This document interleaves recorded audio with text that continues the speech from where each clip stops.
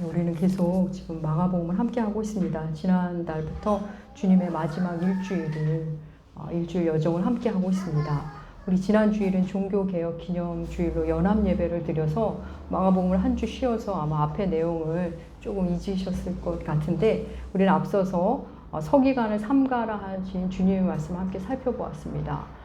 주님은 요주의 인물인 서기관들이 있다. 그들은 이러이러한 모습을 보이니 그들은 삼가해야 한다고 말씀하시고, 그들이 받을 판결이 얼마나 중한지 엄중하게 말씀하셨습니다. 그리고 오늘 보면 바로 그 다음으로 이어지는 본문입니다. 주의해야 할 서기관들과는 극명하게 대조되는 한 여인이 나옵니다.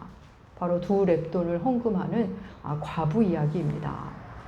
여러분은 어떤 사람을 보면 가엾고 불쌍하다는 생각이 드십니까? 불쌍하고 가엾다. 하나님은 말씀을 통해 우리에게 불쌍하다는 개념, 가엾다는 개념조차도 완전히 새롭게 바꾸고 눈뜨게 하십니다. 과부의 이 헌금 이야기는 성전에서 하시는 마지막 말씀입니다. 주님은 헌금함 앞에, 이렇게 헌금함을 앞에 두고 앉아 계십니다. 많은 사람들이 오가며 헌금하는 걸 다 보고 계십니다. 당시에는 지폐가 없었고 모두 동전의 형태의 화폐였습니다. 그래서 헌금함에 돈을 넣으면 소리가 납니다. 헌금함 자체도 금속으로 되어 있었기 때문에 헌금을 넣을 때마다 소리가 납니다. 많은 돈 헌금할 때는 쥐르르 소리가 났겠죠. 그리고 적은 돈 헌금할 때는 쨍그랑 혹은 툭 뭐 이런 소리가 났을 겁니다. 주님은 사람들이 헌금하는 모습을 보시다가 한 과부가 헌금한 걸 보시더니 제자들을 따로 불러 말씀하십니다. 우리 주님의 말씀 한번 읽어볼까요? 마가복음 12장 43절과 44절. 우리 함께 읽겠습니다. 예수께서 제자들을 불러다가 이르시되 내가 진실로 너희에게 이르노니 이 가난한 과부는 헌금함에 넣은 모든 사람보다 그들은 다 풍족한 중에 넣었거니와 이 과부는 전부를 넣었느니라 하시니라. 내가 진실로라는 말씀으로 시작하십니다. 내가 진실로, 내가 진정으로, 내가 분명히 말한다. 이 가난한 과부는 다른 어떤 사람들보다 많은 것을 헌금했다. 다른 이들은 풍족한 중에 했지만 이 여인은 가진 것 전 재산, 생활비 전부를 냈다. 이렇게 말씀하십니다. 여러분 중에는 오늘 본문에 대한 선입견을 가지고 계신 분들이 좀 있으실 겁니다. 뭐 헌금하라는 그런 내용 아니야 이 이야기? 이 과부 사람 되게 불편하게 만들어. 뭐 이런 선입견 아마 가지신 분들 있을 겁니다. 사랑하는 여러분, 이 과부의 헌금 이야기는 단순히 헌금을 많이 해라, 전부 해라 이런 말씀이 아닙니다. 보통 사람들 눈에 불쌍해 보이는 한 여인을 통해 진짜 불쌍하고 가여운 사람이 누구인지를 드러내시는 그런 본문입니다. 여러분, 과부가 했다는 헌금은 두 렙돈입니다. 두 렙돈은 한 고드란트라고 성경이 말합니다. 렙돈은 헬라의 화폐 단위고 고드란트는 로마의 화폐 단위입니다. 이 렙돈은 당시 통용되는 화폐 중에서 가장 적은 돈입니다. 가장 작은 화폐 단위입니다. 이 두 렙돈을 오늘날 우리의 돈으로 환산하면 얼마나 될까요? 학자들은 각각 조금 다르게 말하지만 한 1,000원 정도로 보시면 맞을 것 같습니다. 그러니까 이 여인이 500원짜리 2개를 헌금한 겁니다. 지금도 과부의 삶은 힘겹지만 당시로서는 말로 다 할 수 없을 정도로 힘겨운 삶이 과부의 삶이었습니다. 이 여인의 두 렙돈은 전 재산이었습니다. 이 여인은 생활비 전부를 헌금하고 있습니다. 성전에 갖다 바치고 있습니다. 이 여인은 아마 그 헌금할 때 쨍그랑 소리가 났을 겁니다. 어쩌면 그 당시에는 이렇게 적은 돈을 쨍그랑 하며 내야 된다는 것은 용기를 내야 하는 일이었을지도 모릅니다. 이 여인은 헌금하고 나서 집에 가서 아마 굶었을 가능성이 큽니다. 다음 노동을 하고 품삯을 받을 때까지 아마 배를 골았을 가능성이 큽니다. 여러분, 이 여인이 정말 잘하고 있는 걸까요? 여러분, 만약 우리 교회에 어떤 가난하신 분이 자신의 생활비 전부 가진 걸 우리 교회에 헌금했다. 목사인 제가 뭐라고 말할까요? 어떤 반응을 보일까요? 참 잘하셨습니다. 하나님이 기뻐하십니다. 라고 말할까요? 결코 그렇지 않습니다. 당신 하나님을 오해하셨습니다. 이거 가지고 열심히 사십시오 하고 그 돈을 돌려드리던가 아니면 뭐 구제 헌금 먹물을 하든지 다시 그분께 돌아가도록 할 겁니다. 제가 그렇게 하는 게 아니라 하나님이 그리하라고 하실 겁니다. 오늘 본문은 말씀드린 대로 단순히 헌금 이야기가 아닙니다. 저는 맥락을 찬찬히 읽어보면 헌금에 대한 이야기 그 이상 진정한 참된 복된 자가 누구인지를 보여주는 그런 이야기입니다. 앞서 주님은 서기관들을 조심하라 하시면서 그들이 하는 악행 중에 과부의 가산을 삼킨다 라고 말씀하신 바 있습니다. 우리 지지난주에 살핀 본문 볼까요? 마가복음 12장 40절 말씀, 하나님의 말씀 함께 읽겠습니다. 그들은 과부의 가산을 삼키며 외식으로 길게 기도하는 자니 그 받는 판결이 더욱 중하리라 하시니라. 아멘. 과부의 가산을 삼키는 서기관들, 그들이 받게 될 판결이 얼마나 중한지, 또 하나님 그들을 향해 얼마나 진노하고 계시는지를 친히 들려주셨습니다. 헌금하는 과부 이야기는 바로 그 뒤에 이어 나온 이야기입니다. 여러분, 이 전 재산을 헌금하는 과부 이야기 안에는 서기관과 당시 제도에 대한 탄식과 주님이 느끼는 그 침통함이 들어있습니다. 또 그 체제 속에서도 여전히 하나님을 아름답게 섬기는 여인을 통해 여전히 하나님 나라가 진행되고 있음을 보여주는 본문입니다. 여러분, 주님은 이 과부의 헌금 이야기를 아주 담담하게 말씀하십니다. 당시 성전 체제나 제도를 책망하지도 않고 과부에게 상을 내리겠다고도 말씀하시지 않으십니다. 그냥 있는 그대로의 사실을 간략하게 제자들에게 들려줄 뿐입니다. 여러분, 사람들은 헌금을 하면 하나님께서 몇 배로 되갚아 주신다고 생각하고 또 그런 말로 헌금을 강조하고 독려하기도 합니다. 여러분 이미 많이 그런 걸 경험하셨으리라고 생각합니다. 여러분, 물론 하나님은 그렇게 하실 수 있습니다. 하지만 그 헌금의 결과, 헌금 이후 어떤 일이 나에게 일어날지에 대한 거는 우리 소관이 아닙니다. 그건 하나님이 알아서 할 일이지 우리는 그거와는 무관하게 하나님께 감사하는 마음으로 구원의 기쁨과 일상을 지켜주심에 대한 감사로, 존재에 대한 감사로 드리는 게 바로 헌금입니다. 예전에 교회 다니지 않는 어떤 분이 저에게 이런 질문을 했습니다. 자기 친구 중에 교회 다니는 친구가 있는데 헌금을 하면 하나님이 몇 배를 갚아주신다고 말을 하던데 기독교에서 헌금은 투자입니까? 이렇게 정말 너무나 순진한 얼굴로 저에게 물어보았습니다. 여러분, 헌금은 투자도 뇌물도 아닙니다. 감사의 마음을 현대를 사는 우리의 방식으로 표현하는 것뿐입니다.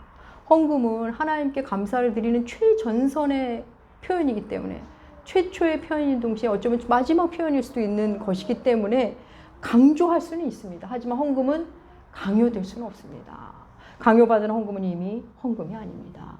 강요받아서 하는 헌금은 여러분 헌금이 될 수 없습니다. 많은 교회들이 주보에 헌금자 명단을 냅니다. 그래서 유익한 점도 있기는 할 겁니다. 근데 우리 교회는 주보에 헌금자 명단을 싣지 않습니다.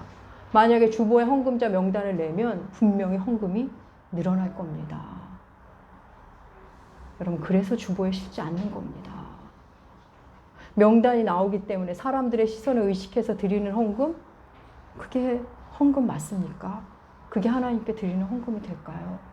저는 우리 나무교회가 그런 헌금을 주님께 안 드리는 그런 교회였으면 좋겠습니다. 그런 헌금을 드리지 않았으면 좋겠습니다. 오직 하나님만을 생각하고 오직 하나님께 하나님이 주신 기쁨에 감격해서 드리는, 오직 하나님의 교회를 기뻐하며 드리는 그런 헌금이었으면 좋겠습니다. 여러분, 그것만이 진짜 헌금입니다. 이 과부는 생활비 전부를 바쳤습니다. 이 사실을 아는 예수님이라면 이 과부를 위해 뭔가 해줘야 되는 거 아닌가요? 이 과부의 생활을 책임져 주셔야 하는 거 아닌가요? 성경은 그 과부가 전 재산인 남은 생활비 전부인 1,000원을 다 한 후에 어떤 일이 일어났는지에 대해서는 아무 얘기를 해주시지 않습니다. 여러분, 예수님과 제자 공동체 안에는 돈을 관리하는 제자가 있었습니다. 아시죠? 그런 걸 보면 예수님과 함께하는 제자 공동체에는 늘 후원금이 있었던 걸로 보여집니다. 그럼 이 정도면 주님께서 그 여인에게 돈을 좀 보태줘야 하시는 거 아닌가요? 후원금의 일부를 줄 수도 있고 옛날 사르밧 과부에게 하셨던 것처럼 기름병을 채워주시던 거 해야 되는 거 아닌가요? 그런데 이 여인이 전 재산을 헌금한 이후 그 이후에 실제적인 현실적인 어떤 혜택을 받았는지에 대해서는 아무 말이 없습니다. 여러분 이래도 하나님께 헌금하시겠습니까? 저는 주님께서 이 여인에게 두 렙돈에 대해서 어떤 보상을 주셨다면 뭔가 이 여인의 삶을 더 풍요롭고 윤택하게 해주셨다면 여러분 이 여인의 두 렙돈이 퇴색된다는 생각이 이번에 말씀을 준비하면서 들었습니다. 이 여인은 내가 드렸으니 내게 주세요 하는 마음으로 드린 헌금이 아닙니다. 그래서 가장 많은 헌금이 되는 겁니다. 여인이 그것을 바라고 헌금한 것이 아님을 주님은 아셨습니다. 그래서 주님 또한 그것을 그대로 누리신 겁니다. 적은 돈이지만 이 여인의 마음을 그대로 받아 누리시고 싶었던 겁니다. 사랑하는 여러분, 이 여인을 가난하고 불쌍한 어리석고 무모한 여인으로 본다면 우리는 이 본문을 잘못 읽고 있는 겁니다. 이 여인의 두 렙돈은 전 재산이었습니다. 이제 이 여인이 가진 게 없습니다. 이 두 렙돈은 이 여인의 헌금을 넘어 이 여인의 예배의 모습, 기도의 자세, 삶의 자세를 고스란히 드러내 보여주는 두 렙돈입니다. 여인은 하나님께 모든 것을 맡기는 놀라운 신앙, 너무나 닮고 싶은 신앙을 가진 복된 여인입니다. 이 여인은 어떤 보상도 구하지 않고 선물도 구하지 않았습니다. 그냥 사람들 눈에 어리석어 보일 정도로, 무모해 보일 정도로 그냥 하나님께 다 드린 여인입니다. 오늘날 참 돈의 힘은 너무나 놀랍고 무섭습니다. 결국 돈 때문에 싸우고 증오하고 칼부림도 나고 원수가 됩니다. 돈 앞에서 가족도 없고 부부도 없고 형제자매도 없는 것 우리는 주변에서 혹은 신문을 통해 뉴스를 통해 보곤 합니다. 사람들은 돈의 힘에 굴복하여 돈에게 하나님의 자리를 내어주었습니다. 여러분 생각해 볼까요? 여러분의 삶의 자리는 어떻습니까? 예전에 지금 이 자리에 오면 얼마나 행복할까 하던 그 자리 혹시 아니신가요? 예전에 내가 이 정도 집에 살면 얼마나 행복했을까 하는 그 집 아닌가요? 예전에 내가 이 직장, 이런 직장을 다니면 얼마나 행복할까 하는 그런 직장 아닌가요? 뭐 아닌 분도 있지만 많은 분들이 자기가 예전에 그리던 그 자리에 가고 예전에 갖고 싶은 데도 갖고 예전에 가고 싶은 데를 가고 많이들 그러십니다. 그런데도 또 부족함을 느끼며 삽니다. 감사가 없습니다.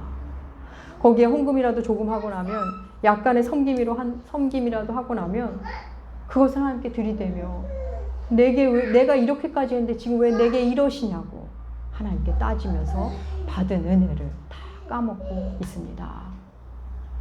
신기하게도 이 자본주의 사회에서는 가지면 가질수록 더 염려하고 더 불안한 삶을 살게 됩니다. 교회를 다니고는 있지만 하나님의 은혜는 까먹고 예수 십자가와 거리를 둔 삶, 여러분 그게 가장 불쌍한 삶입니다. 과부의 가산을 삼키며 안락한 생활을 하고 있는 서기관들, 그들이 진짜 불쌍한 사람들입니다. 당장 먹고 싶은 거 먹고 갖고 싶은 거 갖고 먹고 사는 것 문제 없는 것처럼 살고 있는 듯 보이지만 하나님의 진노를 쌓는 삶입니다. 서기관들은 이 과부에 비해서 비교할 수 없을 만큼 말씀을 많이 알았을 겁니다. 잘 알고 정확히 알았을지도 모릅니다. 여러분, 저는 말씀을 가르치고 선포하는 사람입니다. 한 말씀이라도 여러분에게 더 가르치고 제가 만난 이 좋은 하나님을 너무 귀한 이 말씀을 나누고 싶어서 늘 고심하고 있고 고심해 왔고 지금도 고심하고 있습니다. 그런데 돌아보면 우리가 말씀을 몰라서 하나님 앞에 서지 못하는 것이 아니더라고요. 한 말씀이라도 가슴으로 만나고 순종하는 삶, 그렇게 하나님의 주인된 삶을 살지 못한다면 아무리 말씀을 많이 알아도 그저 교만하고 남을 정죄하는 일, 비난하는 일에 그냥 혈안이 될 뿐입니다. 거기에는 아무리 말씀을 많이 알아도 주님을 주님으로 주인으로 삼지 않은 삶에는 구원이 없습니다. 사랑하는 여러분, 서기관들은 말씀을 많이 알고는 있지만 그냥 머리에서 머문 삶입니다. 이 여인은 말씀을 잘 모르지만 하나님을 주인 삼은 삶, 하나님께 의탁하고 하나님께 맡기는 놀라운 삶을 가진, 그렇게 하나님을 사랑한 복된 여인입니다. 예전에 제가 부사역자 생활할 때 나무를 팔아서 교회에 1,000원, 5,000원, 10,000원 꾸깃꾸깃 헌금하시는 분들이 계셨습니다. 어르신들이죠. 할머니들. 그렇게 홀로 된 분들이 많아서 홀로 사시면서 그런 분들이 있었습니다. 특별히 잊지 못할 한 분이 제 마음에 있습니다. 제가 그 교회를 떠나오면서 마지막 주에 몇 분께 조그만 손수건 한 잔한 카드 짧게 써서 몇 분께 나눠드렸는데 그분도 그 중에 한 분이셨습니다. 제가 교회를 떠난다는 것을 모르는 채 오신 그분께 집사님, 다음 주부터는 저를 우리 못 만나요. 제가 교회를 떠납니다. 하면서 전해드렸습니다. 그랬더니 너무나 아쉬워하시면서 집으로 가셨습니다. 건강하시라고 축복해드리고 가셨는데 오후 예배 때 그분이 오신 겁니다. 그 교회 앞에 이렇게 정문에서 이제 늘 교인들을 맞이하는데 한 10m, 15m 앞쪽에 전봇대가 있고 이제 골목이 있는데 그 전봇대에서 이렇게 계시는 거예요. 그래서 제가 그분을 발견하고 반색을 하고 이렇게 눈을 마주쳤더니 저를 오라고 이렇게 하시더라고요. 그래서 웬일로 오후 예배를 나오셨나 하고 갔더니 저에게 10,000원짜리 2장을 꾸깃꾸깃 꾸겨진 10,000원짜리 2장을 제 손에 쥐어주시면서 예배 드리러 온 게 아니라 날 보러 왔다면서 주시면서 어디 가든 꼭 건강하시라고, 목사님 건강하시라고 그렇게 하셨습니다. 저는 그날로 교회를 떠날 것이고 더 이상 이분의 뭐 해드릴 것도 해드릴 친절도 없는데 그분은 그냥 저에게 뭔가 주고 싶으셨던 것 같습니다. 그냥 정말 받을 수 없는 돈이지만 제가 받아야 그분이 행복할 것 같아서 기쁘게 받았습니다. 저는 그 당시에도 그리 돈은 많진 않았지만 그 2만 원이 저에게 제 생활에 크게 도움이 될 정도로 가난하지도 않았습니다. 그렇지만 그분의 2만 원은 저에게 20만 원, 200만 원 이상의 기쁨과 감동을 주셨습니다. 사랑하는 여러분, 헌금은 그런 겁니다. 여러분, 우리가 1,000만 원 헌금한다 한들 전능자인 하나님께 뭐 그리 큰 도움이 되겠습니까?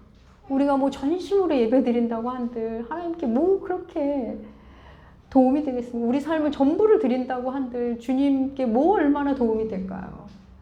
그런데도 하나님은 우리의 그 예배를, 우리의 작은 예물을, 그리고 우리 자신을, 우리 존재 드리는 것을 그렇게 기쁘게 받으신다는 겁니다. 주님은 앞서 과부의 가산을 삼키는 서기관을 조심하라고 하셨습니다. 이 여인은 서기관들의 속아서 자기가 할 수 있는 것에 비해 너무나 과도하게 헌금을 한 것으로 보일 수도 있습니다. 당시 그 성전 체제 시스템에 속은 희생자처럼 비출 수도 있습니다. 근데 여러분, 다른 각도에서 볼까요? 그런 못된 서기관들이 있는 그 시스템 안에서 너무나 놀랍게 조용히 하나님을 섬깁니다. 전적으로 하나님을 의탁하는 삶을 사는 여인이 있었다는 겁니다.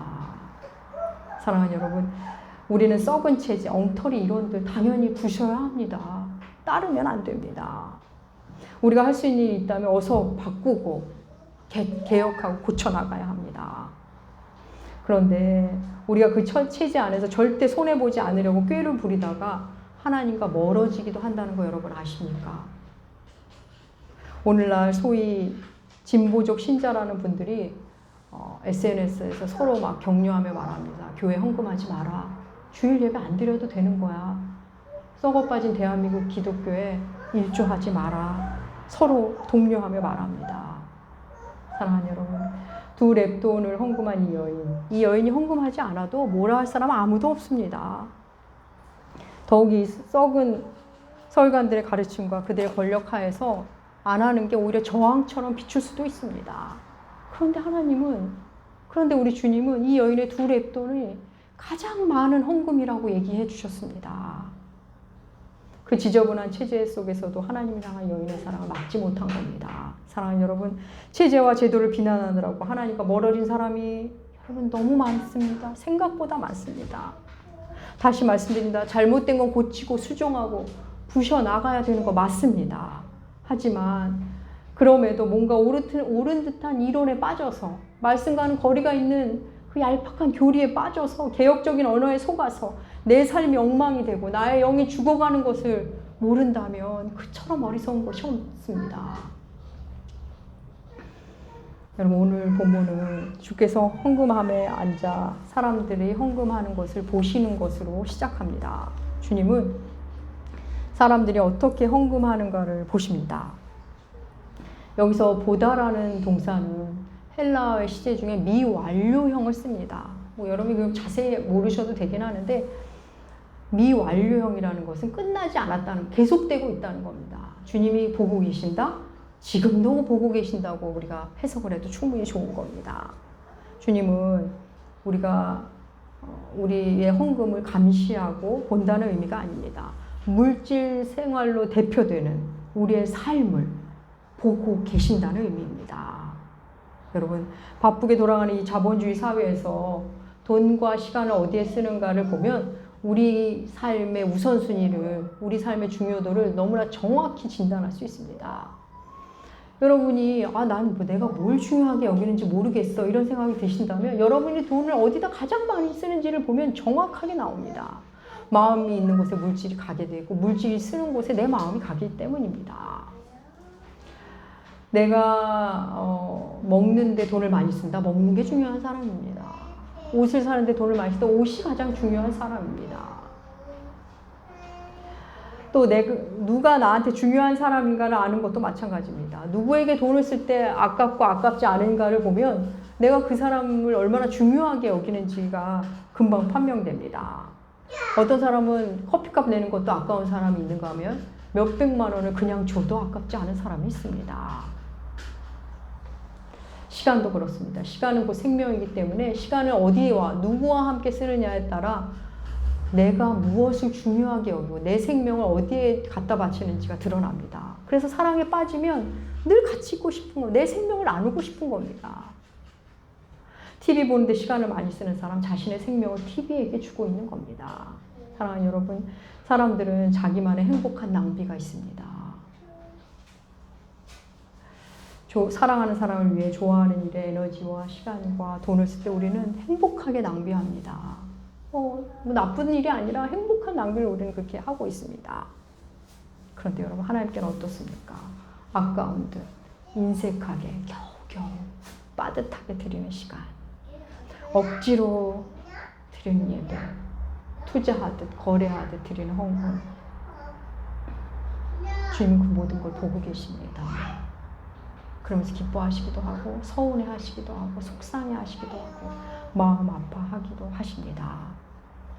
사랑하는 여러분, 하나님은 우리를 위해 독생자를 죽음으로 내모신 분입니다. 가장 귀중한 것을 하나님은 그렇게 쓰신 분입니다. 과거의 두렙돈은 그냥 객관적으로 절대적인 걸로 보면 아주 작은 돈입니다. 그런데도 주님은 어느 누구보다 많이 넣었다 하십니다. 사랑하는 여러분, 하나님의 셈법은 다릅니다. 여러분, 하나님은 우리식으로 생각하지 마십시오. 하나님의 셈법은 다릅니다. 하나님은 헌금의 액수, 섬김의 분량을 보시지 않습니다. 온 마음을 담은 기쁨의 그 한 시간, 온 정성을 담은 헌금, 자아가 죽으면서까지 드리는 나의 생명을 다한 순종, 그것을 기뻐하십니다. 오늘 이 여인의 두 렙돈은 자신을 온전히 드린 또 예수 그리스도를 담아내고 있습니다. 예수님은 자기를 비워 자신을 온전히 하나님께 다 드렸습니다. 사랑하는 여러분, 우리가 하나님을 주님이라 부르는 것, 주인이라고 부르는 겁니다. 나의 주인님이라고 부르는 겁니다. 그것은 내가 예수님처럼 살겠다는 간접적 고백이 됩니다. 사랑하는 여러분, 예수 믿는다는 것은 결코 가볍지 않습니다. 너무나 치열하고 때로는 너무나 아프고 고통스럽고, 그러면서 고통스러운 만큼 큰 기쁨과 세상이 줄 수 없는 놀라운 기쁨과 평안을 맛보는 길이 바로 우리의 인생 여정이고 신앙 여정, 그게 그리스도인입니다. 이 그리스도인이 된다는 건 주인이 바뀌는 겁니다. 내가 주인인 삶에서 예수가 주인인 삶으로 바뀌는 겁니다. 사랑하는 여러분, 우리는 예배 드릴 때마다, 헌금할 때마다, 기도할 때마다, 무엇인가를 결정할 때마다 내 주인이 누구인지 무엇인지를 우리도 모르게 다 고백하며 살고 있습니다. 사랑하는 여러분, 오늘 우리는 추수감사 주일로 지키고 있습니다. 여러분, 감사할 줄 모르는 자녀를 바라보는 것만큼 참 안타까운 일이 어디 있을까요? 감사를 모르는 자녀만큼 불쌍한 자녀가 있을까요? 엄마 아빠가 먹을 거 입을 거 다 해주고 놀아주고 필요한 거 다 채워주는데 감사가 없는 아이. 가진 거 20개, 9개 좋은 줄 모르고 힘든 것, 아쉬운 거 하나 붙들고 불행을 느끼는 사람들이 얼마나 많은지 모릅니다. 그렇게 좋은 걸 가지고 그걸 다 놓치고는 행복을 못 누리고 못 가진 하나에 안달하며 불행을 느끼고 부모님을 향해 불평, 불만을 합니다. 여러분, 부모라면 어떠시겠습니까? 교회는 다니지만 말씀도 조금 알지만 감사가 없는 사람. 그래서 늘 불평 속에서 남만 탓하고 세상을 탓하고 시대를 탓하며 사는 사람. 가장 불쌍한 사람입니다. 사랑하는 여러분, 예수께서 여러분을 위해 죽으셨습니다. 하나님이 우리를 위해 아들을 주셨습니다. 부디 불쌍한 사람으로 살지 마시기 바랍니다. 여러분의 남은 삶, 감사를 감사로 하는 삶. 그래서 주님께 하나둘 맡기기 시작하며 급기야는 나의 전부를 드릴 수 있는 삶. 그 여인이 가졌던 그 아름답고 복된 신앙을 흠모하시고 기어이 그 길을 가시는 여러분들 되시기 축복합니다. 기도하겠습니다. 하나님 아버지, 과부의 두 랩돈은 그저 헌금 이야기가 아닌 존재를 드린 이야기임을 들려주시니 감사합니다. 자본주의에 속아 세상에 속아 감사를 잊고 사는 우리를 불쌍히 여겨주시옵소서. 주께 맡긴 만큼 행복하다는 것을 알게 하여 주시옵소서. 또한 주를 위해 행복한 낭비를 할 줄 아는 우리들의 인생 되게 하여 주시옵소서. 감사드리며 존귀하신 예수님의 이름으로 기도합니다.